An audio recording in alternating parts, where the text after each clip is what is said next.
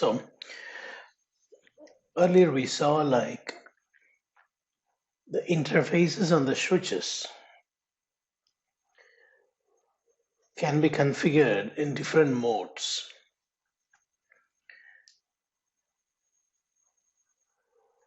Do you know anything about the default mode on Cisco device? Is it a trunk or access? Default mode is access. Okay, the default mode is access. That's correct. So administratively, when you don't configure a mode, operationally it will be access. Mm-hmm. What does that mean?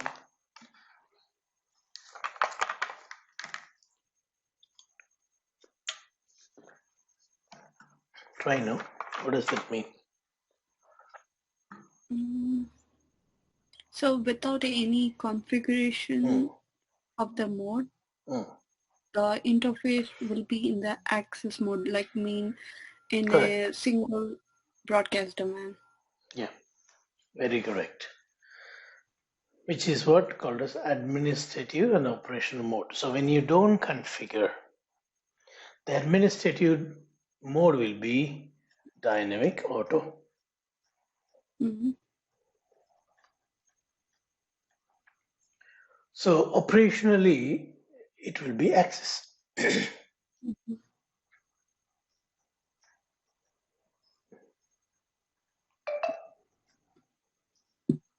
Operationally, it is going to be access.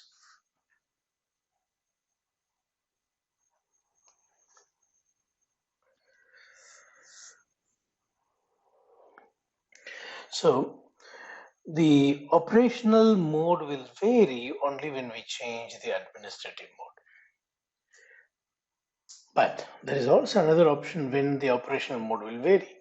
When I connect a switch port which is already a trunk port, when I connect this trunk port to a dynamic auto port, because it is dynamic auto, the trunk negotiation goes to the other end, and because it is Mm-hmm. an auto, it will agree to form operationally trunk. Mm-hmm. So by default, only a trunk port negotiation can make the other side trunk, otherwise it will remain access. Mm-hmm. So there are other ways you can go and turn on the trunk. As you turn on here, you can Mm-hmm. turn on the trunk Mm-hmm. there. So one side trunk, another side dynamic desirable, it is going to give us trunk. Operationally, it is going to be trunk either side. Repeating again, one side trunk on by us, another Mm-hmm. side is dynamic auto, which we saw in the previous class. Yes. Yeah. One side trunk, the other side through negotiation, it will become trunk. The reason is administrative mode is dynamically auto. Okay. So when I make this port trunk, what does that mean? It means that administratively I'm removing this dynamic auto and making it as trunk. Mm-hmm. So we are hard coding the interface to be a trunk. Mm-hmm. We are hard coding the interface. So hard coding and making it as trunk, no need of negotiation, no need of any protocol to make this as trunk. But if it is dynamic auto, it needs someone to come and negotiate. Mm-hmm. Now, this covers two modes, access and trunk. There is another one called dynamic desirable. Mm-hmm. Dynamic desirable, if we have dynamic desirable, it won't immediately form. See, administratively, I make it as dynamic desirable. Operationally, it will be access, but it will go to the other end and check whether the other end is ready to form trunk. If the other end agrees to form trunk, then this will operationally become trunk. So dynamic desirable will have a desire of forming trunk, but it cannot immediately declare as trunk. It will take the approval from the other end of the wire. If the other end of the wire device, if the other switch is agreeing to be a trunk, only then this side it will trunk. Okay. Let me draw.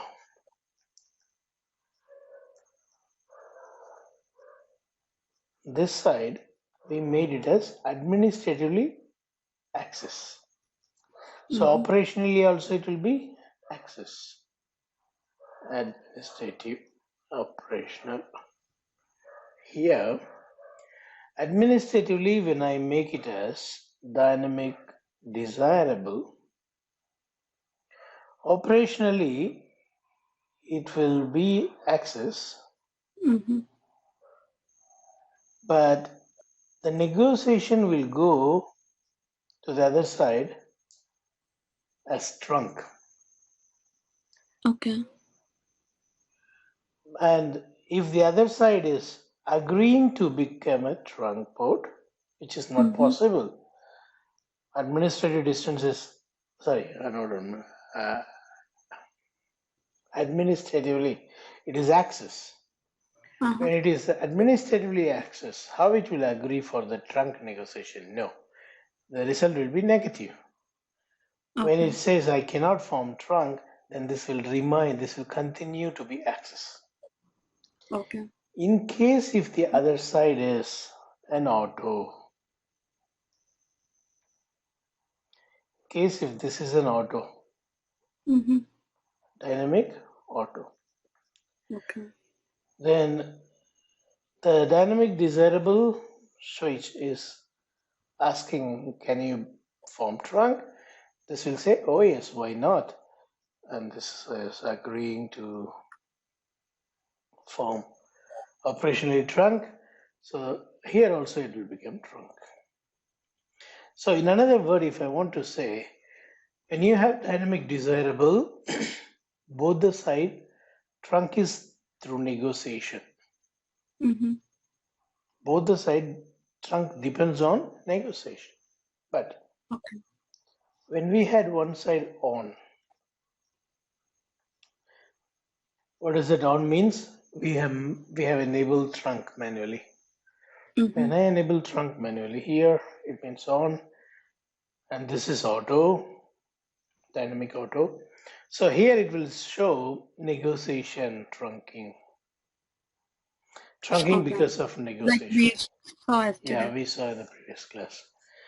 But when I have dynamic desirable, both the side you will see N trunking, which means to form trunk, both need to agree. If one side don't agree, then this side will remain access. Whereas in this case, if this side is configured as access, this is still trunk. This port is a trunk port, but this port is an access port. But this link is not a trunk link because it is not negotiated successfully. The negotiation didn't happen successfully. So abnormal behavior will be seen here. According to this port, I'll send all the packets tagged. It will send packets with tagging, and all VLAN will try to go. But this is not ready to receive any tagged traffic. Why? It's an access port. So we will see an abnormal behavior.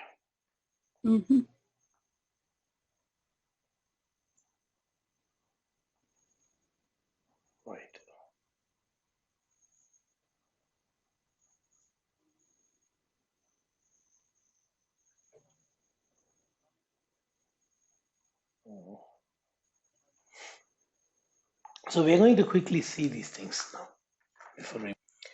Here we got two switches connected back to back with a wire, Mm-hmm.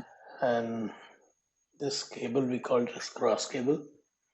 Cross Mm-hmm. cables are connected in between similar device, Mm-hmm. and cross cables are drawn with dotted lines. Okay. Whereas if I connect a computer to this, you will see a straight line. Mm-hmm. You see? Yes. Because it is straight cable. Mm-hmm. Cross cable will have dotted lines. Now, these days, they don't focus on these cross cables, straight cable. The reason Mm-hmm. is, even if you connect a wrong cable, the Mm-hmm. device ports will adjust. So here, Okay. instead of cross cable, if I connect a straight cable, switch port will adjust accordingly. And use a straight cable to connect two switches. Repeat again, please. In real time, can we use a straight cable to connect two That's what switches? I'm saying. That is Okay. what I'm saying. You Okay. should connect a cross cable Mm-hmm. between similar device, Okay. but no. You should connect cross cable between similar device in olden days. Mm-hmm. So this topic was a big topic on those days. We used to talk like where to use cross cable, where to use straight cable, and what is the Mm-hmm. color codings when you crimp it. But Mm-hmm. nowadays we don't focus on that. The reason is the devices, they adjust. Okay. If Okay. I mistakenly connect Mm-hmm. a straight cable, Uh-huh. still the switch can uh, do some adjustment, and it can now start working same like as it works in a cross cable. Okay. Yeah, switches will make the changes in the algorithm there. Right. So we got two switches, and let me show you the default mode. Before that, let me name it as switch A, show interface F0/1 switch port. And if you see here, this is what I was talking about. Mm-hmm. Administrative mode is dynamic auto. Operational mode is static. Static access. Now, let us go to the other side.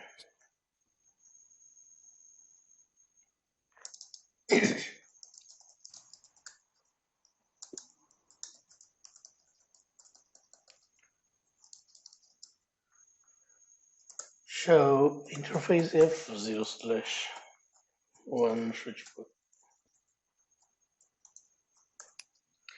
Here also same thing. Administrative mode is auto. Operational is access. Now let us make administrative mode as trunk. Interface F0/1 switch port mode trunk. As a result, locally if you see, it says administrative mode is trunk. Operationally, it is trunking. Not because of negotiation. It is because of Mm-hmm. administrative mode. It is showing operational Okay. trunk. Now let us type this command. Show interface trunk. Here you can see on because we turned Mm-hmm. on the trunk. Mm-hmm. The trunk mode is on Mm-hmm. and it is trunking. Now let's go to the other side.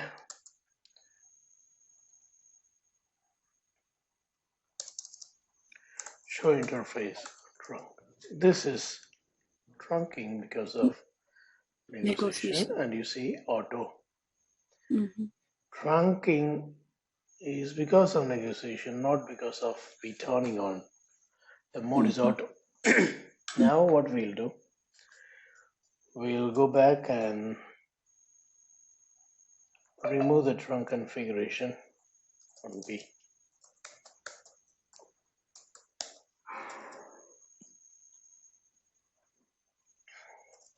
Done. So what I'm expecting now is the other side, it should go back To access. to axis. Let's verify. Before that, we'll check here. Show interface trunk. No trunking. Show interface F0/1 switchboard. It has gone back to dynamic auto and it is in access mode.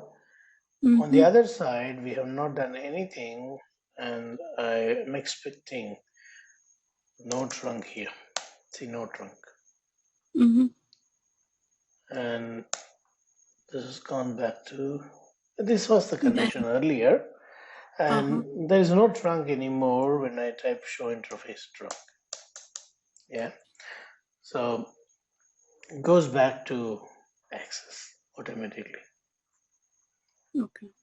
When I change this side, that side gets, because that side depends on negotiation. Now what we do next is,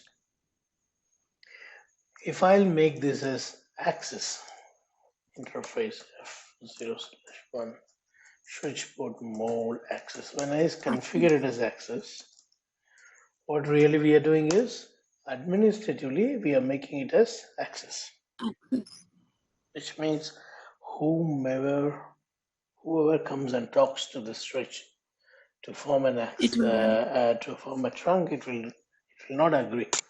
It will say no, I can't. I'm an access only. So what we do, the other side, let's go and let's configure trunk. Trunk. Even though this side will show you trunk, this side it shows it is trunking, the other side is not going to agree.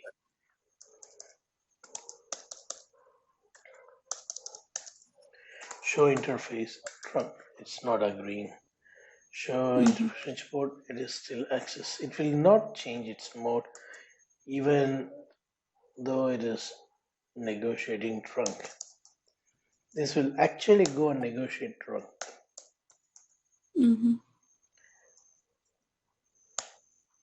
Because we have configured as trunk, it will go and negotiate trunk, but this is not ready to accept it. Not ready to accept. So make sure one side auto, at least, or both side trunk is configured to form a trunk link. This is not a trunk link now. Next. Next scenario is, let's cancel this trunk here.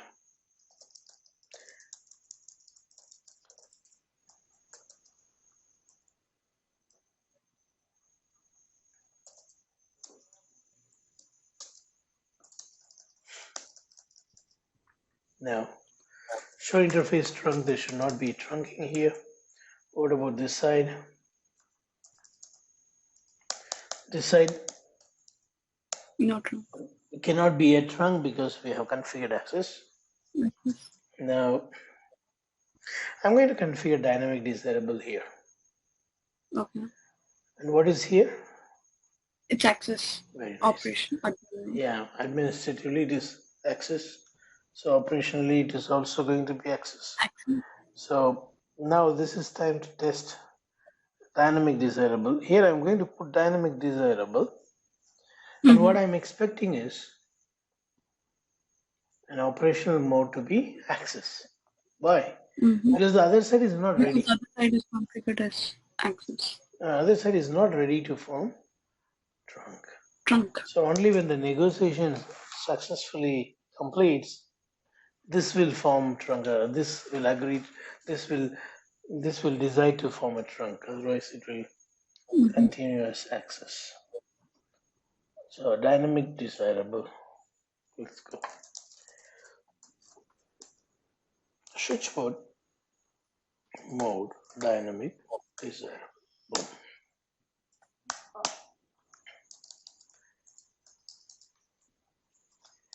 Show interface trunk.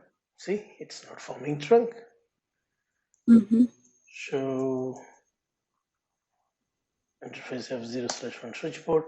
We have configured it as dynamic desirable.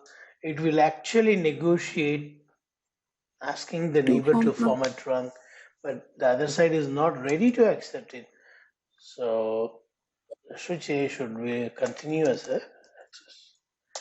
Other side is not possible to form trunk because it is X. In case if this would have been an auto, by this time both sides it would have been trunking. Now switch 0. One more time I want to show you. We have configured dynamic desirable here and it is access because the negotiation failed. I'm on the second switch now. I'm going to cancel the access mode. If I cancel the access mode, it will go back to auto. Oh, okay. Yep, auto, no? Yeah. Yeah. Auto. If it is going back to The dynamic, operational mode will be access, right? yeah. If the administrative mode goes back to auto, operationally it will be access, but the problem is the other side is dynamic desirable. That will Okay. come Then and it forms trunk. that's what I want to show you. In switch B itself, I'm going to show you. Show interface trunk. It is trunking. Yeah. By negotiation. Yeah. And let's see the first switch.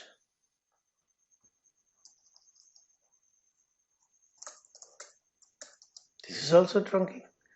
But the difference is this is desirable, trunking, And negotiation. and the other one is auto trunking. But both Okay. trunking because of negotiation. Mm-hmm. You understood the meaning of dynamic desirable now? Yes. All right. So these are the modes that we have on a switch board. On mode, which is nothing but turning on the trunk manually. And then dynamic desirable is willing to form trunk if neighbor agrees. And then auto mode, which is going to be access operationally.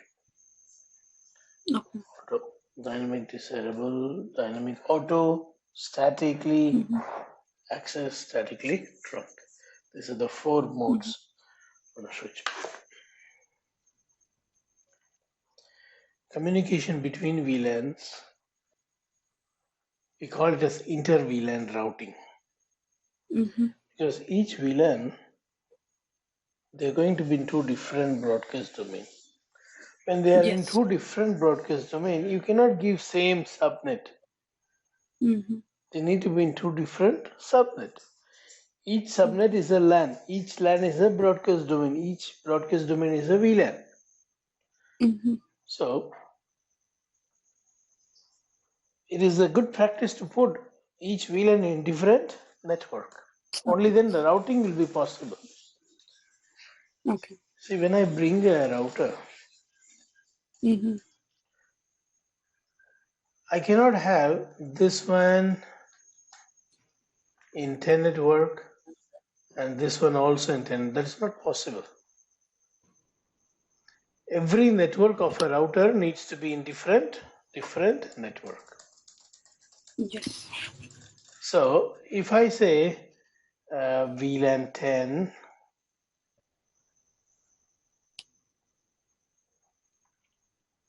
VLAN 10, VLAN 20,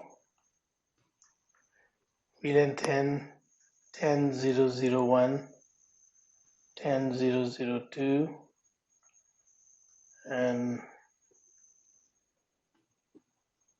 10.0.0.3, router cannot support this. Why? The 20 VLAN and 10 VLAN are in same subnet. Router needs different subnet for each VLAN. Only then inter-VLAN routing is possible. Okay. That's one thing. Now, I'm not going to get into routing part now because I have not delivered you IP addressing topic, subnetting topic. Even OSI layer we have not started it. So let us learn something basic and then we'll get into all these big stuff. So what is the basic next thing that we need to know is about the spanning tree protocol. We learn spanning tree in two different levels. First, initially we'll see what is spanning tree and why we need it, and how spanning tree works we'll see later. Now, what is spanning tree protocol? What is STP? It's a protocol which will discover chances of loop, if any. If a chance of loop is discovered, it will block port or ports in order to prevent loop. Okay. Wherever you have redundant path, so this is an example for redundant path. One link and two links. Two links between switch 1 and switch 2. There are chances that a packet can go like this and come back. Because of the single broadcast domain. Yeah, that is correct. Now, there are chances that this packet that is going this way, coming back this way. Now, whether it is single broadcast domain or multiple broadcast domain, that doesn't matter. See, what if it is a trunk port? It will carry all VLAN traffic, no? Yeah. Yeah, so there is no concept of single or multiple broadcast domain now. STP, when you say STP will be discovering if there is any chance of loop, whether it is single or multiple.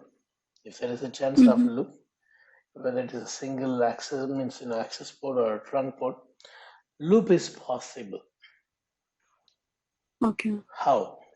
For example, let's say I got, okay, let me redraw these lines fresh. So only when we have two links between the No, switches this is will one have example. This is one example. This is another example where loop is possible.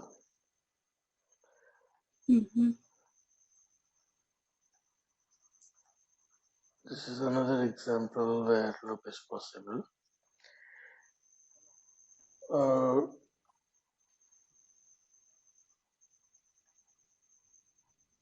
You may even have this,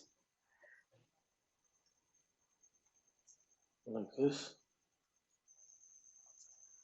So loop may occur here, occur here, occur here, occur here. It may occur here. So wherever you have redundant links, loops are very easy. How? Okay. How loops always occur in layer 2? Loops are always possible if you don't have STP. How? Why layer 2 is so vulnerable? See, whenever we connect a redundant wire, why do we connect redundant wire? We think that if one link goes down, there will be another link. So people from the left can always reach right. And so we connect multiple links. Here we have someone here, someone here, someone here, someone here. So there are chances that loop will happen this way, also this way, bidirectional. Let us discuss now what are the chances of forming loop. We got a computer here and it is sending a layer 2 broadcast. Example, as soon as you turn on a laptop, it will look for a DHCP server because your laptop needs an IP. To get an IP, it will first ask, is any DHCP in my local area network? How it will ask? By sending a layer 2 broadcast. Mm-hmm.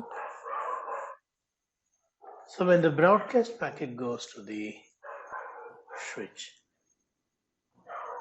switch's responsibility is to forward it via all the available ports. Other interfaces. Switchman don't know that these two links are connecting to the other same switch. Mm-hmm.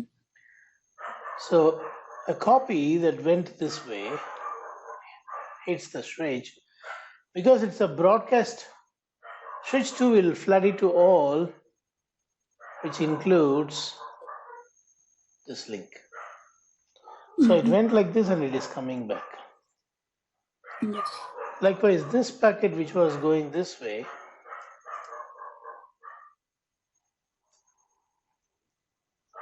again, because it's a broadcast packet, it will come back like this. And again, Mm-hmm. it will go like this. And this red one, it will go like this. Because it's a broadcast, it is Mm-hmm. going to be non-stop bidirectional loop. Mm-hmm. And very few seconds only it will take to bring down the network. Mm-hmm. This loop will easily make this bandwidth fully gone, consumed Mm-hmm. by this looping packet. Mm-hmm. For every circle, they duplicate the packet bidirectionally. For every round Mm-hmm. they go. And the entire bandwidth is going to be consumed and the network will be down. Mm-hmm. How do we prevent this? Preventing it is possible only by making one link active, the other one as standby. Passive. Okay. Here we call it standby. Passive is the right word. Mm-hmm. Standby. Okay. So out of these two paths, out of these two links, one is going to be a standby. Mm-hmm. Same way here, if a layer 2 broadcast is sent, so I gave one example why layer 2 broadcast will happen. The other Mm-hmm. example is ARP. ARP will Mm-hmm. also do layer 2 broadcast. Mm-hmm. So when a ARP packet come, it will be sent by all possible path, and this packet will be sent here and it will come back. Yeah. This packet that went here will be coming back this way. So Mm-hmm. it is going via one port and coming back via other port on to the same switch, which is what called as looping.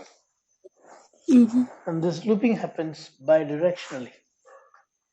Same case here also. Yes.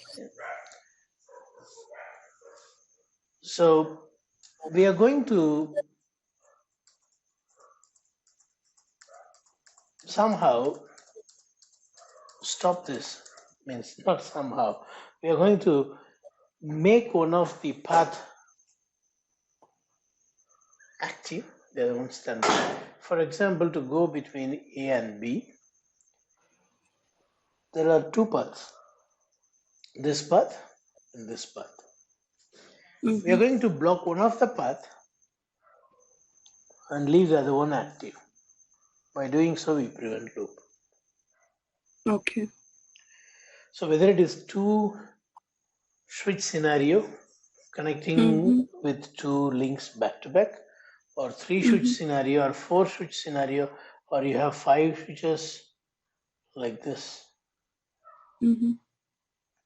or any number, if it is connected in a circle, if it is connected back to back through multiple ports, Mm-hmm.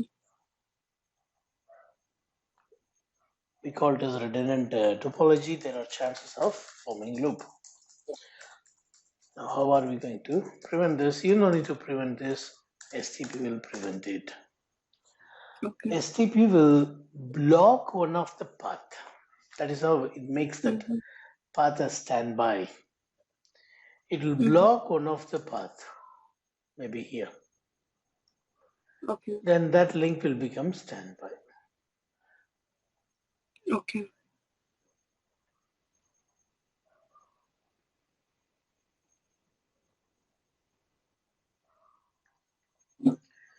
STP is going to block. So if a flooding happens because the switch do not know a destination, switch will flood. Mm-hmm. If the flooding Mm-hmm. happens, it will go to the switch via this particular link, but not via this link because it is blocked. So if Okay. when switch 1 wants to again flood it, it won't flood back because there is a block. There is no U-turn available here because there is a block, isn't it? Mm-hmm. Yeah. All right. Same way here. If there is a block here, the traffic that goes cannot come back because there is a block. Okay. So by blocking, that link becomes a standby. That link becomes a backup path. The blocked port link becomes a Mm-hmm. backup path. So in this case, in the three switch scenario, uh, the standby cannot send the traffic at all. Very good question. Now you see, those things, very nice to think. Good. Now we have a switch with a computer A, Mm-hmm. another computer B, and now there is a block here. Okay. A needs to go via switch 2 in order to go to B. Mm. Even though Okay. this is the shortest path, Mm-hmm.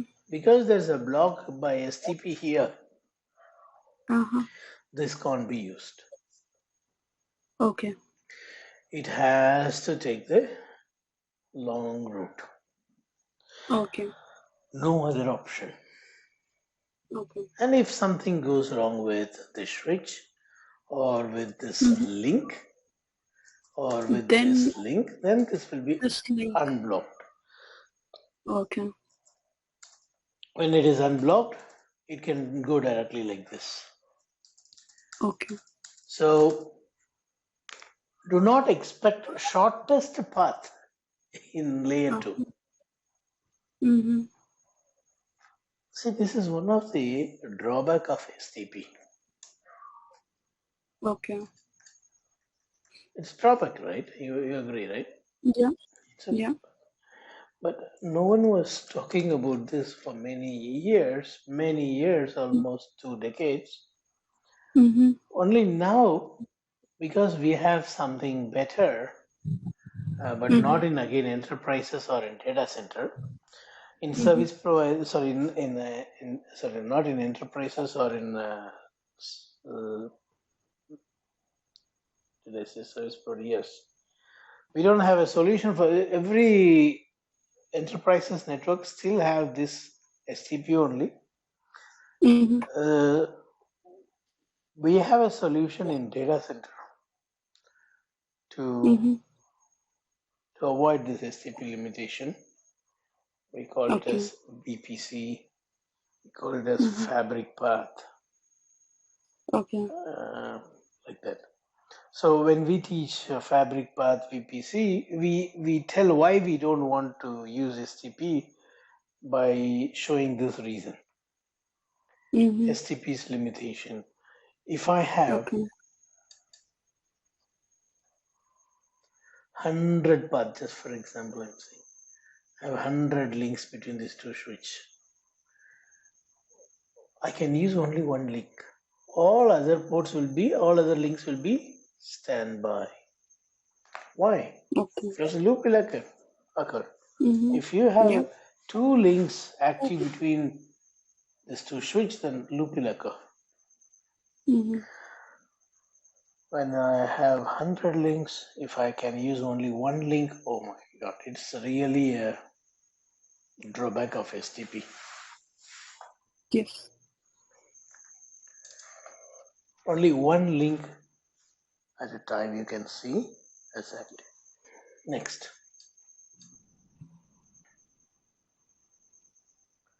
So we will go in depth on STP topic later, some other day. So we will Okay. continue learning some fundamentals now. In networking, the most important topic is understanding how the packet is getting prepared to be a eligible packet in a network. Mm-hmm. If I want to send a letter through a post office, there is a procedure. Mm-hmm. There is a preparation method. You cannot Mm-hmm. simply take a newspaper and make it as an envelope and put your letter in and give it to post office. They are not going to accept it. They want a Mm-hmm. neat envelope and they want a stamp on it. They want the from address, the to address. The envelope need to be pasted properly. The stamp should be there. The pin code, name of the receiver, sender's phone number, receivers, everything they'll check only after checking these things. They accept um, the post. They take guarantee, saying, "Okay, don't worry, we'll deliver it." Yeah. If one is missing, for example, I forgot to put the receiver's name, they're not going to Mm-hmm. accept. Or I forgot to paste the stamp on it, they're not going to accept. Or I forgot to put this from address, they're not going to take the order. They will not take it. Yes. They won't take it from our hand unless we give all this information in the envelope. So, and the envelope cannot be A4 size. A4 size envelope is available. It cannot be like very big poster. There is a Mm-hmm. specific size Dimension. dimension as per the rule. So, sticking on to this, when we give an envelope, they are ready to accept it. Likewise, for the network devices to accept the packet that we send, there is a need of a procedure to be followed in creating the packet before you send it out. Mm-hmm. This building this packet, creating this packet to be an eligible packet, or making your data into a eligible packet, operating system plays a vital role. Mm-hmm. Operating system takes care of preparing your packet so that the packet will be an eligible packet in the network for the other devices to receive and process. Now, we call it as OSI, Mm-hmm. Open System Interconnect. This Mm-hmm. Open System Interconnect is the procedure that teaches how the packet is prepared by the operating system to make it as a eligible packet in the network. Okay. The purpose of we learning this OSI reference model is to understand how your data is prepared so that it can go over a medium like Mm-hmm. Ethernet cable, Ethernet standard running cable, or FC Mm-hmm. standard running fiber optics, Mm-hmm. or IEEE 802.ABGN wireless standard Mm-hmm. Mm-hmm. 802.11 ABGN standard.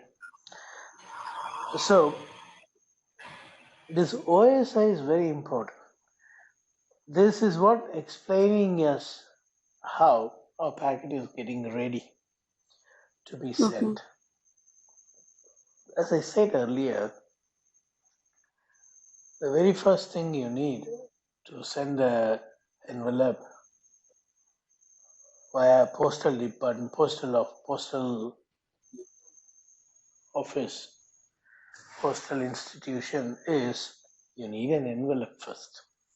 Inside you Mm-hmm. keep your data. That envelope needs to be in an acceptable size. Mm-hmm. And put the data in it, and then secondly, it needs to be wrapped. It needs to be pasted, Mm-hmm. and then there should be a from and to mentioned on. If one side is from, the other flip side of it should be to, Mm-hmm. and then there should be a name of a person sending and name of the person who is going to receive, and then the sender's door number, and then the receiver's door number, and the sender's street name, and then the receiver's street name. Likewise, the city of the sender, city of the receiver, and then the country of the sender, country of the receiver, and then the pin Mm-hmm. of the sender, pin of the receiver. All these things should be in sequence. I cannot write the pin code on the top and then the street name in the second line, and then the name of the receiver in the third line, and then Mm-hmm. the door number in the fourth line. That's not going to work. It is a Mm-hmm. sequence. You cannot shuffle it, jumble it. Mm-hmm. So there is a sequence. Likewise, in preparing a packet to be an eligible packet, there is a sequence in preparation. Like we first soak the dal with the Mm-hmm. green chili and peeled onion in the cooker, and we Mm-hmm. boil it. That's the first step for Yeah. sambar. Yeah. And then only we open it and we squeeze it with that whatever, and then we Mm-hmm. go to the next level of Yeah. boiling the vegetable, some like Mm-hmm. brinjal, and mixing it, and then all those. There's a procedure in making sambar. We cannot do in an opposite way. Likewise, in OSI, preparing a packet, there is a procedure. First comes Mm-hmm. the application layer.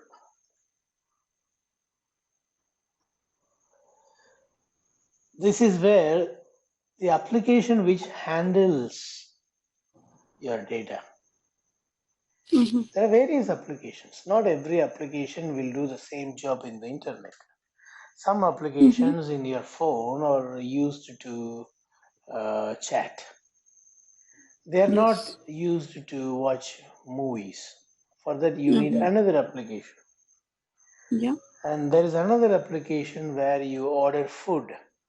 You cannot do Mm-hmm. bank transaction. You cannot check the bank balance in the food ordering app. Mm-hmm. So for McDonald's, you cannot check the bank balance in that. But there is another app where you can check bank balance. Yes. Different application is built for different purpose. But though all are using network, they are not the same. Likewise, Mm-hmm. even in the computers, in the servers, we use different type of applications that interacts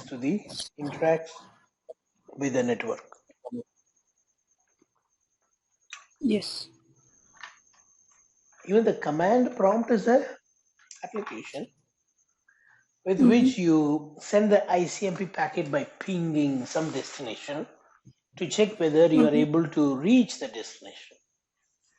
Mm-hmm. It is an application layer. Yes. You use a browser, Microsoft Edge, Chrome, or Internet Explorer, Safari.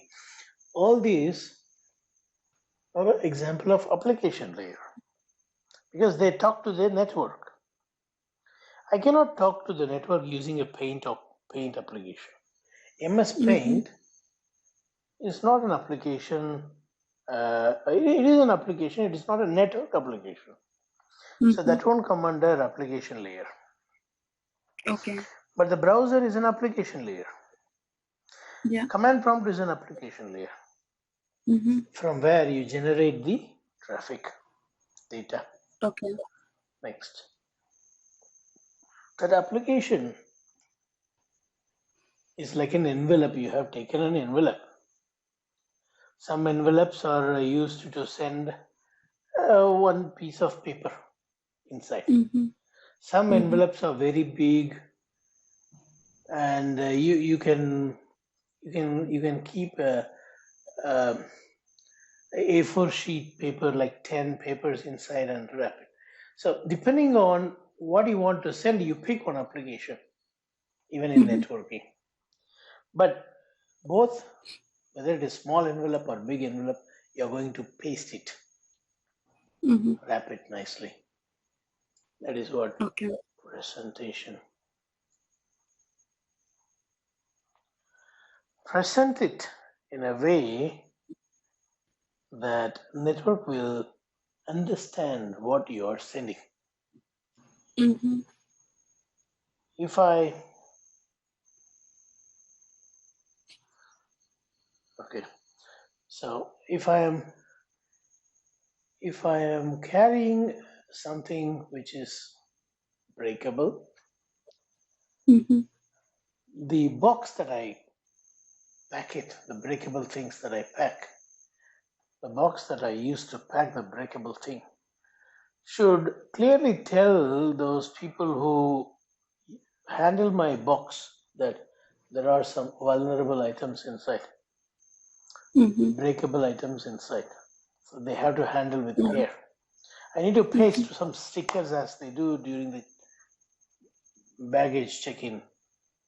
Mm-hmm. We need to put some stickers on it so Mm-hmm. that the people who handle it will know how to treat that box when they put it into the Mm-hmm. cargo hold, or when the receiver receives it from the postman.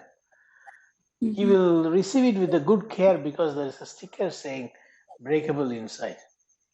Mm-hmm. That presentation is very important because there are different type of applications that is going to use the network. Okay.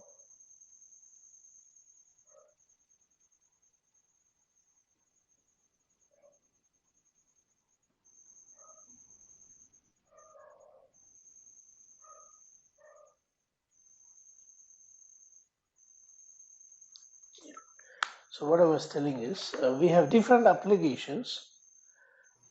One application will be sending mails. One application will be uh, requesting for file or transferring file. Mm-hmm. Likewise, we have different application. A network should know this is a file transfer that is happening, or Uh-huh. it is the mail that is sent. We are going to carry a mail. We are going to carry a file. We are going to carry a video, streaming Is video. it by the port number? It doesn't classify that. Good thought. Those things start right from the application layer. Okay. So depending on what application you pick here, Mm-hmm. presentation layer will do the encoding for that, and Okay. and it will reflect in the transport layer with the port number. See, it Okay. begins here. You are doing Okay. telnet. Where you do telnet? Mm-hmm. Are you doing in the transport layer? No, application layer. Mm-hmm. But what is the port Mm-hmm. number picked up? 23. Where it is given? Mm-hmm. Transport layer. Yeah, but it Okay. is happening right in the application layer. Okay. So I'll give you one example, another example. We are using a HTTP page. Mm-hmm.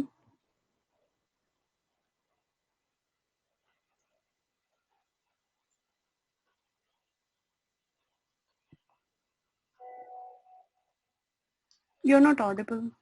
1 minute. Do you hear me now? So what I was telling is the application layer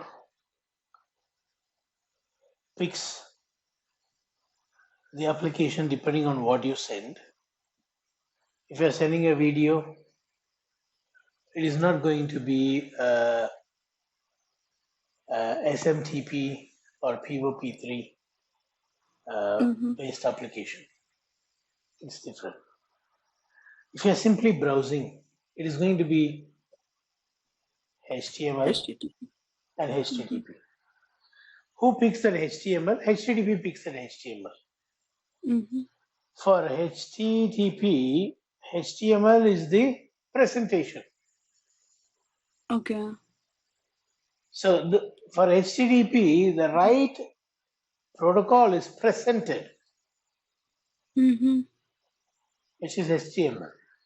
That is what presentation layer's job. So that the network will know this is a HTTP page.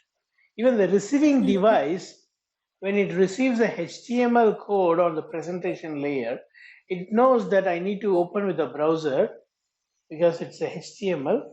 It is going to be HTTP or HTTPS. Okay. So the presentation here is responsible for telling the network what sort of traffic is that we are generating. Okay. Next.